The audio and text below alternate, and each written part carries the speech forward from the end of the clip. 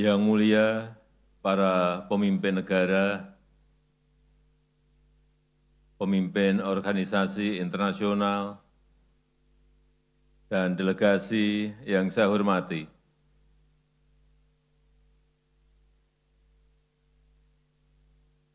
Selamat datang di Bali, Indonesia, dan terima kasih atas kehadirannya di Forum Tingkat Tinggi Kemitraan Multi Pihak dan Forum kedua Indonesia-Afrika.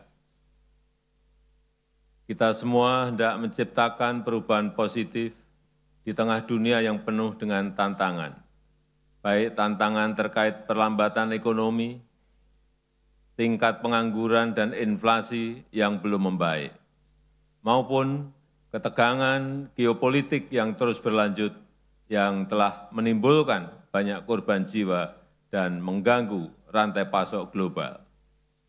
Namun yang sangat disayangkan, di saat seperti ini, solidaritas internasional justru menurun. Semangat multilateralisme justru semakin dikesampingkan dan fragmentasi semakin melebar. Dan pada akhirnya, negara-negara berkembang adalah yang paling terdampak. Jutaan rakyat negara berkembang adalah yang paling merasakan kesulitan. Padahal hanya tersisa 6 tahun menuju 2030 dan baru 17% target SDGs tercapai. Oleh sebab itu, kita memerlukan arah dan visi baru.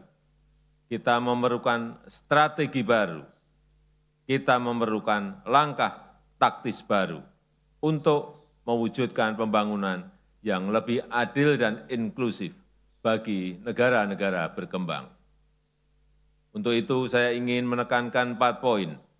Yang pertama, pencapaian target SDGs harus tetap menjadi fokus utama pembangunan global yang diselaraskan dengan prioritas pembangunan nasional dan regional, termasuk agenda 2063 Afrika dan didukung kemitraan multi pihak. Yang kedua, Indonesia berkomitmen menjadi bagian dari solusi global, membela kepentingan Global South, sekaligus menjadi bridge builder dalam memperjuangkan kesetaraan, keadilan, dan solidaritas dalam mempercepat pencapaian SDG.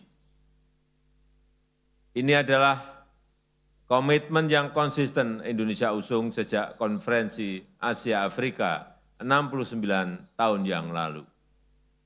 Ketiga, Indonesia siap bermitra dengan siapapun, utamanya dengan kawasan Afrika sebagai kunci agenda pembangunan global.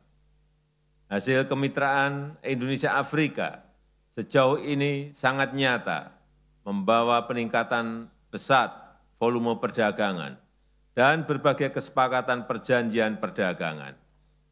Bahkan Indonesia-Afrika Forum tahun ini telah mencatat kesepakatan bisnis yang nilainya mencapai 3,5 miliar US dollar, hampir 6 kali lipat dari IAF pertama di tahun 2018. Keempat, solidaritas global perlu dihidupkan kembali untuk meningkatkan kerjasama selatan-selatan, untuk meningkatkan kerjasama utara-selatan, sehingga kita dapat saling melengkapi, dapat saling bahu-membahu dalam mengatasi tantangan-tantangan global. Dan dengan semangat yang sama tahun depan, Indonesia akan menyelenggarakan Platinum Jubilee of the ASEAN African Conference, memperingati 70 tahun KTT Asia Afrika. Yang mulia, dengan ini saya nyatakan sesi Joint Leaders Forum Tingkat Tinggi Kemitraan Multi Pihak dan Forum Indonesia Afrika kedua dibuka.